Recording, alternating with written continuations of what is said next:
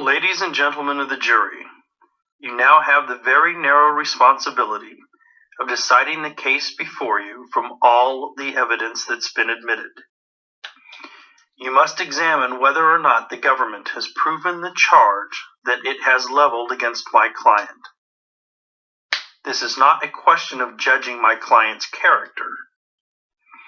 His conduct merits reproof, but we're not here to determine whether or not we want him as a neighbor. Instead, we're here to determine whether or not we are to take away his freedom. The criminal indictment charges that the defendant did knowingly and intentionally distribute crack cocaine.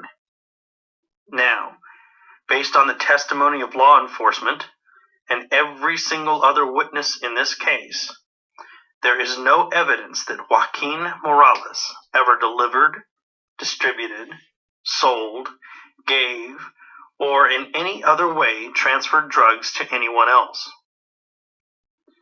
The government agrees that he is a crack cocaine addict.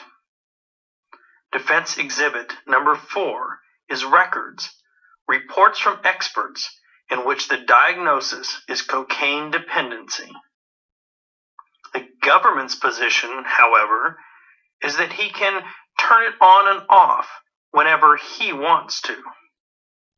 The government wants to persist in telling you the reason for his trip down to Nashville was to buy drugs and bring them back to Centerville to distribute them. Testimony has shown that he went to Nashville and visited with his family. His mother wasn't happy or proud about testifying about her crack-addicted son, but she came in and testified that she met him in Nashville because his first cousin had died of AIDS.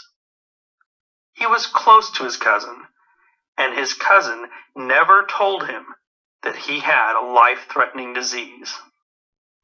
He's angry. He's upset. The physical evidence that you have is a very small quantity of crack cocaine, 2.4 grams.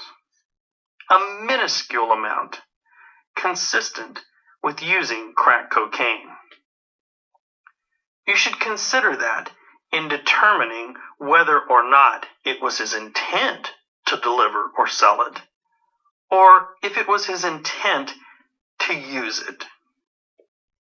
The defendant testified about things that one would not be proud of: robbing people, burglarizing houses, and having homosexual sex to get money, to get crack.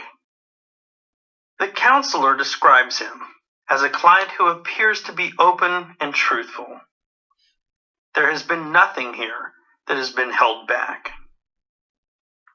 The government doesn't even go through the effort to see whether or not he has instruments of dealing in his house, or if there's additional crack cocaine there. They can't even get a warrant to go find that out. They wouldn't even lift a finger to bring in evidence of crack cocaine dealing, such as scales, beepers, pagers, whatever those things are. They came up with experts in pursuing crack dealers. When my client was arrested, he didn't have a dime. He didn't have identification. He didn't even have a wallet. Zip. Another expert said you need a razor to break it up, to put it in different bags to measure it properly. He doesn't have the ability to break it down, or at least he doesn't have the instruments to break it down and put it in bags for sale. Don't you need money to get drugs to resell? A drug dealer would have money. And wouldn't a person who is a crack addict, a deadbeat, nearly a street person, be a person without money? Wouldn't that be my client? The 32-year-old man bumming $50 from his own mother to go out and get another $20 rock of cocaine to smoke. They're the experts, so they can tell you where people are dealing and who they are.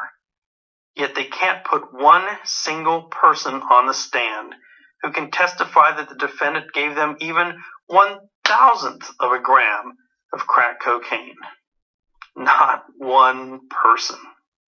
If he's a dealer, then they have to be able to produce for you something to indicate that he has a customer, like lists of people who owe him money for drugs that he's given them, and telephone numbers. He doesn't have a phone. He doesn't have a car. Isn't it logical that people get into drug dealing to make money? He testified as to why he was on this trip. He answered the questions during a vigorous cross-examination. He said that he lied to the police because he was afraid of being carted off to jail. And he was, because he had crack cocaine on him. His testimony is credible, and it fits with what he was doing at the time.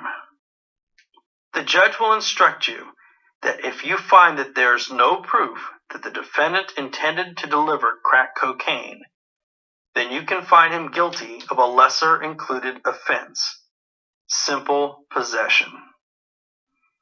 The evidence in this case is way short of proving crack dealing. In fact, the proof is that he is a crack addict. It's reprehensible, it's inexcusable, but he had it for his own use. Do your duty and follow the instructions of this court. Find my client not guilty. Thank you.